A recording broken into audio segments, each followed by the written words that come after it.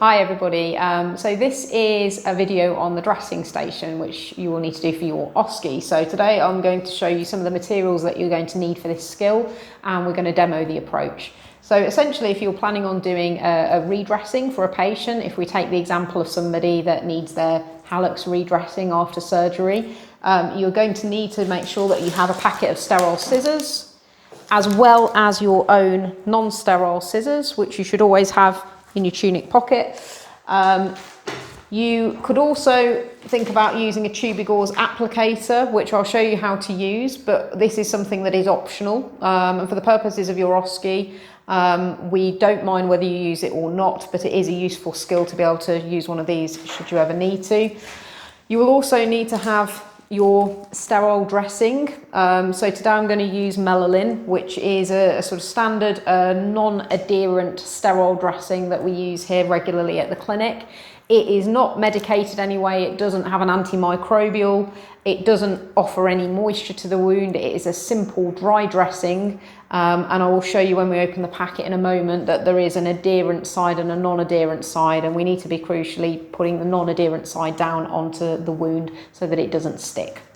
So that's our Melalin dressing. In addition to that, you're going to need some tubular gauze, which is this stuff here. So basically you can provide a little stockinette to hold your dressing in place over the toe. So this is size 12 tubular gauze. This is the perfect size for dressing a hallux, for example. But if you were going to be dressing a smaller digit, we also have size 0-1 as well, which is slightly smaller. It is quite elastic. You'll notice as you open it up, it offers quite a good width. In addition to that, you're going to need some Mefix tape or an equivalent kind of adhesive tape.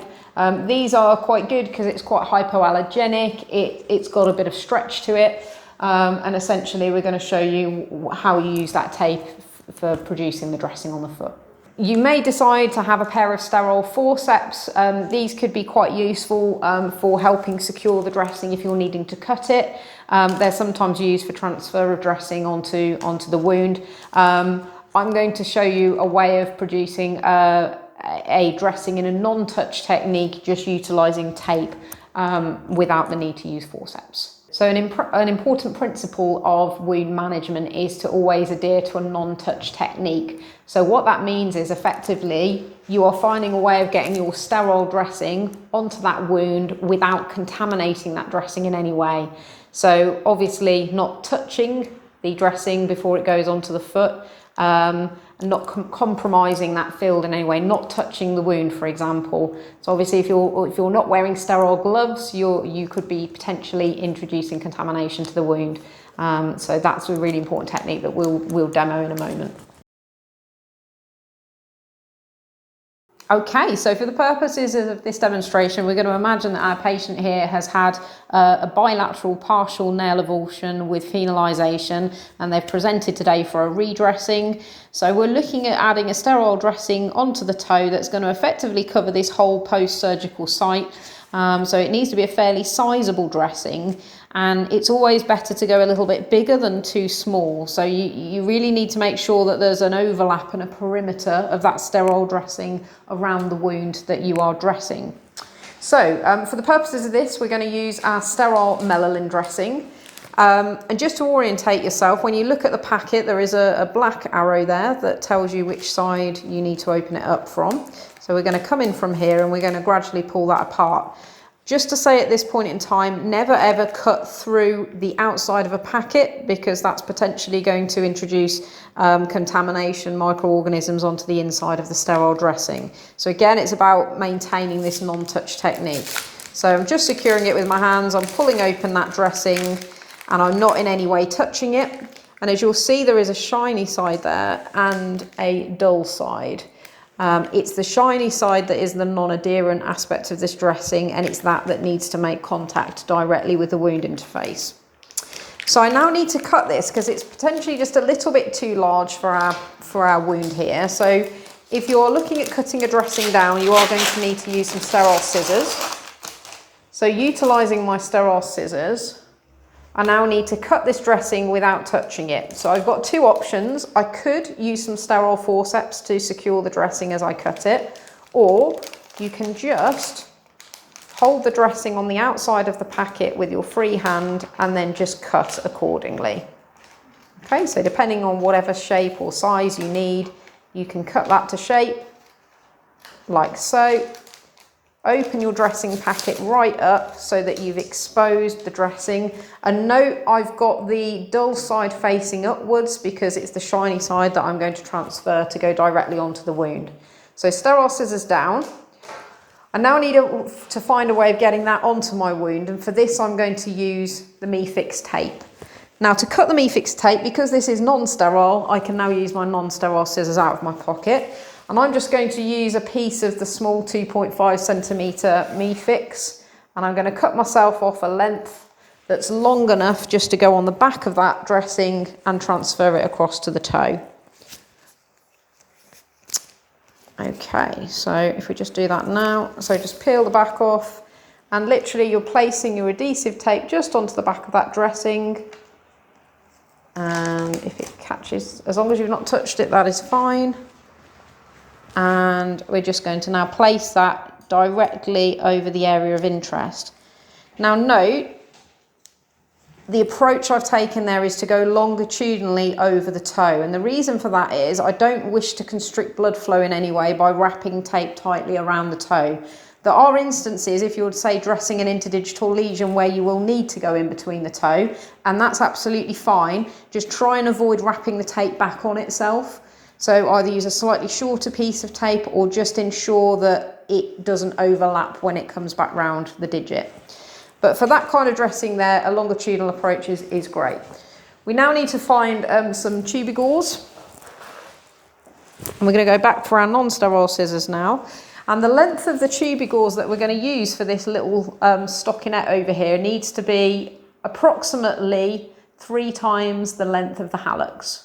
So as a gauge. And you'll get to a point where you can kind of eyeball this, but if I just show you as an example, if we cut a length of that off, you can take a piece of this to the hallux and just gauge that's about the length of it.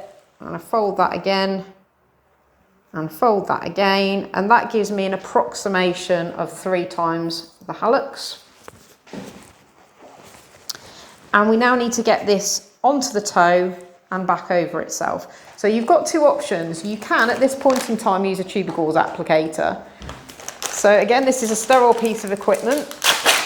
So if we just take that out of its packet, and what you need to do is basically thread your tubing gauze onto the end of the applicator, pull it all the way down like so, and then you can use this applicator as a way to guide the tubing gauze onto the toe. If they've had a wound, it wouldn't be a good idea to press that metal instrument straight over the wound, so I would tend to put it like so, so going down the sides of the toe. And you don't need to go all the way to the base, you can just use this as a guide just to pull that tubing gauze into place like so. And as long as it's now down at the base of the hallux, that's fine. We can now just feed the rest of the gauze onto the applicator. Secure the gauze with your hand so that it's on the foot, and now just lift your applicator free of the edge of the toe, so free of the apex, and you now need to rotate it 1.5 turns, just enough so that a small knot starts to form, and then you can push that back onto the toe and just feed over that last little layer, and just pulling it down so that it's right the way down to the base.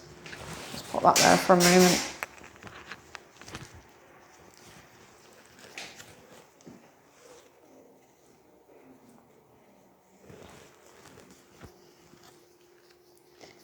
And removing any creases. Now that's probably just about long enough. If it had been a little bit longer, that would have been no bad thing either.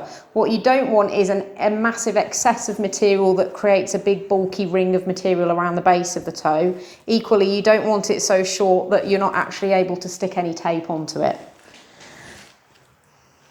And the next stage in the equation is then to get some tape. I will at this point just show you an alternative method. So I'm going to just remove that for now, and I'm going to show you how to do this using your hands.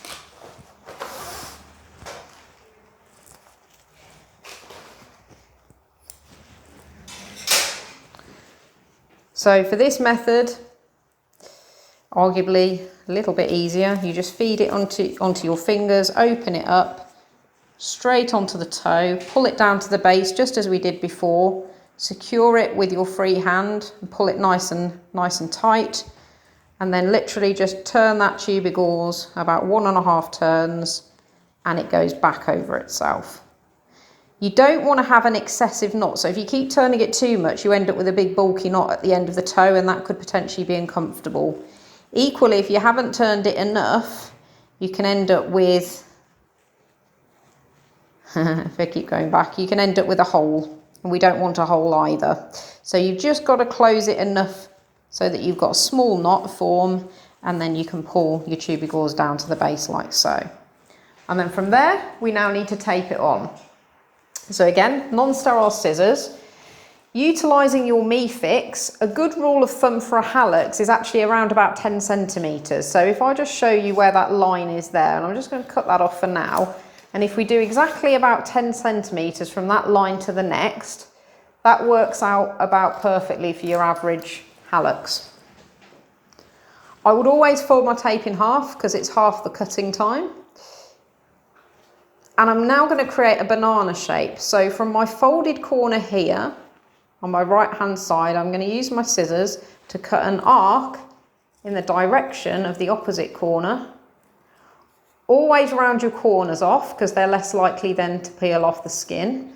And then I'm just going to take a little bit of the centre of that out so that when you open it up, you have kind of this banana shape, and that works really quite nicely around this joint. If you're struggling to get the tape off the back, you can just look for this natural perforation in the MeFix. There's like a wiggly perforation that goes through it, and if you just pull slightly, it will allow you then to get access to your adhesive tape. From here on in, I just basically visualise the midline of my banana shape with the midline of the joint, and I place half of the tape onto the tubic gauze with the other half of it straight onto the skin, and then trying to minimise any creasing, you just wish to basically pull that right up to the web space and behind as well.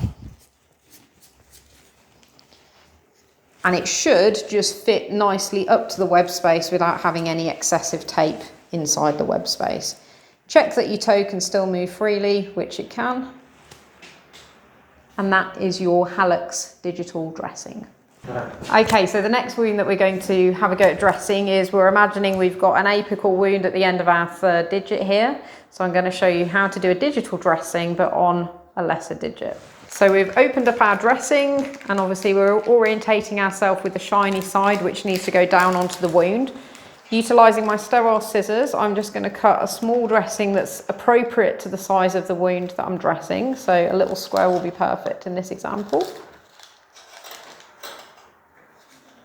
Okay, make sure that's free. Just use your sterile scissors just to move it onto the packet. And it's quite useful if you just fold the packet down there so that it doesn't keep folding back over itself. We now need some tape, so utilising my non-sterile scissors, I'm going to take some MeFix tape.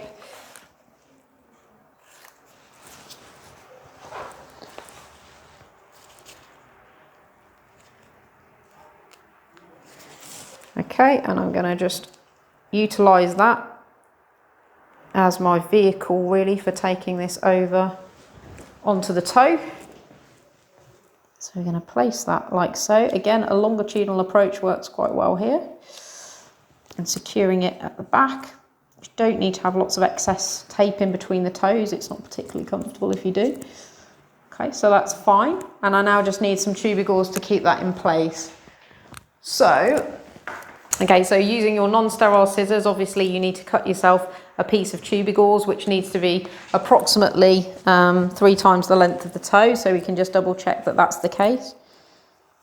So 1, 2, 3, that's fine. I've got a little bit of excess there, so I might just take a tiny bit of that away.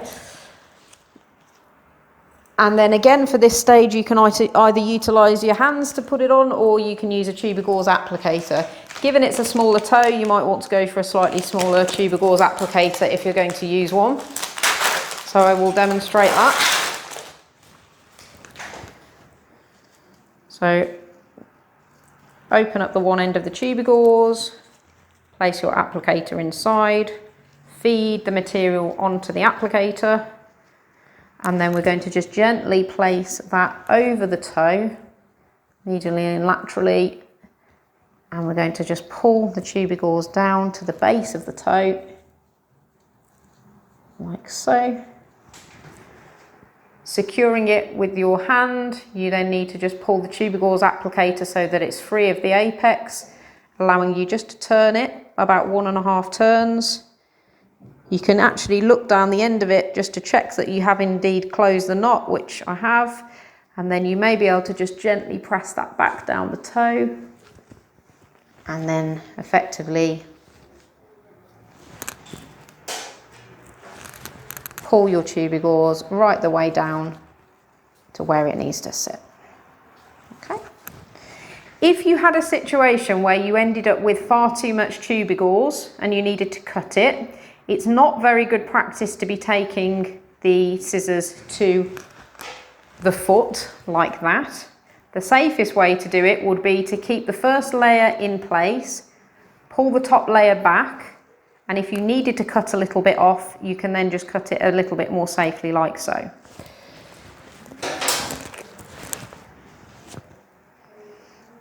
And if you didn't want to use your tube gauze applicator, you can just use the hand method as we showed before. So again, you'll just need to get inside the tube gauze and just literally lightly pull that top layer down so that it sits nicely down to the base of the toe. Okay, and that's fine. We don't want an excess knot, equally we don't want a hole, so that's about right. We now need to find a way of getting some Meefix to secure that. You've got different options. There are various techniques that you can use. You could use just a simple little piece of Meefix on the dorsum and secure with another little piece at the posterior aspect of the toe. Sometimes like a teardrop shape works quite nicely. I often use kind of mushroom shape for this type of dressing. So I cut myself a little square of 5 centimeter Meefix, fold it in half, and I basically, it sort of looks like a bit of an R shape, as in letter R.